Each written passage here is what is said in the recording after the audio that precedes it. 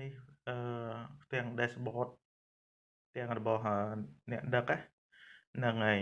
សំខាន់កាបូបទី1គឺមានលុយសមតុល្យ10000ជាងហើយអញ្ចឹងកុំឲ្យតែក្រុម500អនឡាញហ្នឹងគឺបិទអូតូម៉ាទិកហើយអញ្ចឹងវាអាចទទួលភ្ញៀវទទួលរោបានទេអញ្ចឹងសំខាន់យើងមានសមតុល្យនៅខាងកាបូបទី1ហ្នឹងមានលុយចានៅពេលដែលអស់លុយហើយយើងអាច top up បាននៅកាបូបទី2នេះបងប្អូនកាបូបទី2នេះកាបូបទី1ណាកាបូបទី2យើងចុចកាបូបទី2មកយើងមានឃើញពាក្យបញ្ចូលលុយតាម Payway យើងបញ្ចូលលុយតាម Payway ហ្នឹងហើយ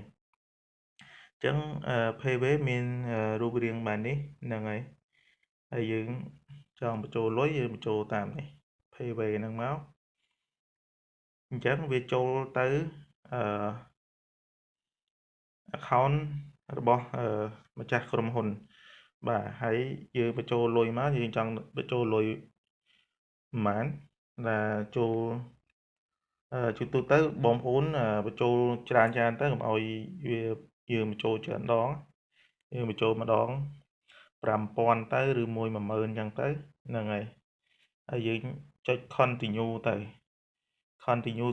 វានឹងចូលទៅ ABA របស់បងប្អូនហើយហើយយើងចុច pay ទៅហ្នឹងចូល account បងប្អូនដែល pay ទៅឲ្យក្រុមហ៊ុនណារបៀប top up កុសកាតដើម្បីដំណើរការកម្មវិធីអញ្ចឹងណាហ្នឹងហើយបន្ទាប់មកចប់សពគ្រប់ហើយយើងនឹងឃើញ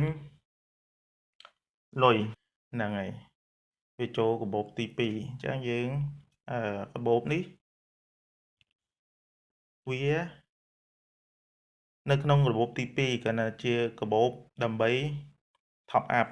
អញ្ចឹងនៅពេលដែលខាងកាបូបទី1អស់លុយយើងដើម្បីឲ្យដំណើរការវិញយើងtransfer ផ្ទេទៅកាបូបទី1នេះផ្ទេកាបូបទី1អញ្ចឹងយើងដាក់ចំនួនលុយដែលយើងបាន top up មិញហ្នឹងហើយផ្ទេមកអញ្ចឹងចំនួនលុយដែលយើងផ្ទេហ្នឹងវាចូលកាបូបទី1នេះ0អញ្ចឹងវាចូលនេះអញ្ចឹងapp យើងចាប់ដើមដំណើរការវិញហ្នឹងហើយចាប់ដើមទទួលភ្ញៀវវិញអញ្ចឹងណាហ្នឹងដូចថាទិញដើម្បីប្រើប្រាស់សេវាកម្មដូច top up លេខទូរស័ព្ទដើម្បីខទៅរកអ្នកផ្សេងបងប្អូនអីចឹងណាវាដូចគ្នាអញ្ចឹងបាទមានតែប៉ុណ្្នឹងបាទអរគុណ